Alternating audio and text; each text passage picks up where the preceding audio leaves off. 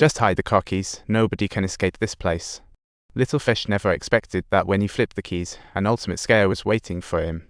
Behind him, Juliet suddenly mutated. Turns out she's a clone of the giant cockroach. Thankfully, the girl reacted quickly, escaping like the hero in a thriller. Poor Carl outside had no luck. He barely saw Little Fish dash by, and before he could blink, mutated Juliet pierced his chest.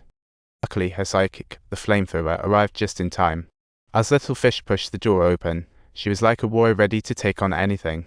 All eyes were glued to the flames, and Juliet was quite literally self-toasting in the fire, living like a shooting star. In a swift motion, she turned the clone into charcoal with fire. It seems that creature possesses quite a bit of intelligence. It actually managed to think of using water from the kitchen to cool itself down. But no way would Ped let that happen. He immediately re-sanitized the clone. Soon they all worried the sterilization wasn't thorough enough, so they collectively headed outside to deturn the clone and fallen teammates into crisp remains, feeling confident they finally eliminated the threat. But then Little Fish suddenly had more to say. Anyone attacked by the giant cockroach could be a clone, and maybe one is hiding among them. Little Fish mused, determined not to let this virus escape to the outside. Now, no one can leave the base on their own, otherwise the Earth might get wiped out. The professor had a light bulb moment. Why not draw blood for testing to see who's who? While everyone was checking, Ped slyly pulled Little Fish aside, revealing a hidden grenade nearby. The two nodded. This might be the worst case scenario. The professor never saw this coming. What a shocker. But since they couldn't tell friend from foe, Little Fish and Ped kept the grenade a secret. Just when the trio prepared to head back, Carter and Big Black wondered. The pair looked as stiff as ice sculptures, but that didn't tug at Little Fish's heartstrings. After all, Carter and crew might be clones too. So they decided to even though Carter swore he and Big Black weren't clones under flamethrower threat, they complied. Little Fish reminded them to proceed with caution. Of course, once they all passed inspection, they'd be released.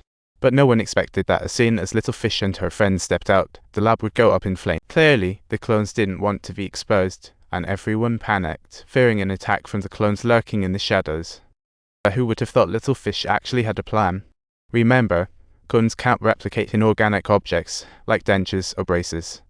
So the girl proposed to check everyone one by one until the clone was found. She snatched the flashlight from Ped and began checking everyone's teeth. This was the easiest way to spot a clone, but it upset the folks behind. Just because some didn't get candy as kids doesn't mean they're clones. Ultimately, it was all in vain. Everyone was at a do or die moment. No matter how close they were, they couldn't let go. In any case, for the safety of the majority, Little Fish sent Lois to bring Carter and Big Black over, as the two were suspects. But who would have guessed, when the two arrived at the storeroom, they found that Carter and company had vanished, leaving only a giant hole in the corner.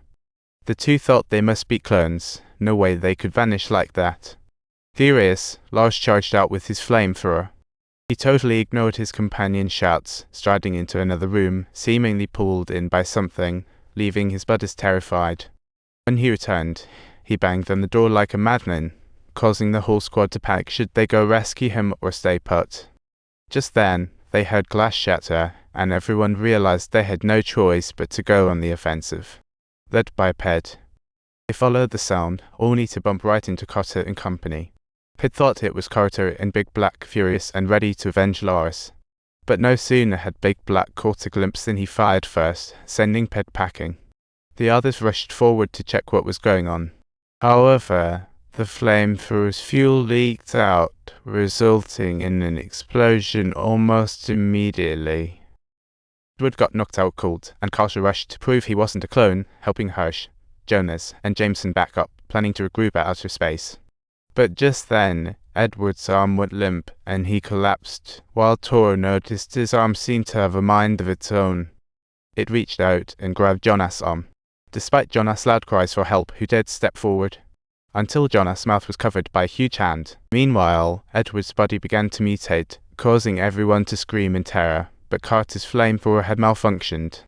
All they could do was watch as mutated Edward stuck out his tongue. No question, the first victim was Adam, whose tongue impaled him like a porcupine.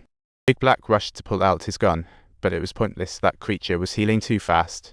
Before long, Big Black 2 was impaled by that freakish tongue. Watching others struggle in vain, the clone went for purification, advancing like a fierce beast towards Adam. Their faces barely touched before they fused into one, becoming a conjoined monster. By the time Little Fish aimed her flamethrower, the enemy had already made its guess. It was then Little Fish noticed Jonas beside her. Though panic filled his eyes, there was no time to think. She ignited the flames. In that instant, Big Black took his last breath, and Little Fish showed no mercy. She and Carter were the only ones left in the room. To prevent the creature from escaping and spreading, Little Fish and Carter began their search, and finally found the conjoined monster in a small room, which unexpectedly, little did it know, the Oriole lurks while the Mantis stalks. As the monster swung at Carter, Little Fish swiftly ignited it with the flamethrower. And let's be honest, this creature is tough. It even thought of escaping. But Little Fish had no intention of letting it live, unleashing another BBQ. To their surprise, they spotted the professor making a getaway. Carter scoffed, thinking no one could survive outside after leaving the base. But Little Fish wasn't willing to take risks. Such a virus must not spread outside. So the duo hastily took oil barrels and grenades to continue their pursuit. They drove another vehicle to the ship's docking area, only to find an empty car left behind, realizing that the professor had already dodged the shot. Soon after, the professor had entered the ship, ready to soar into the skies. Little Fish and Carter stealthily approached the ship, but just as the airflow vents opened, Little Fish slipped through a gap and tumbled down with a scream. But then, she woke up again, gradually realizing she hadn't been trapped at all.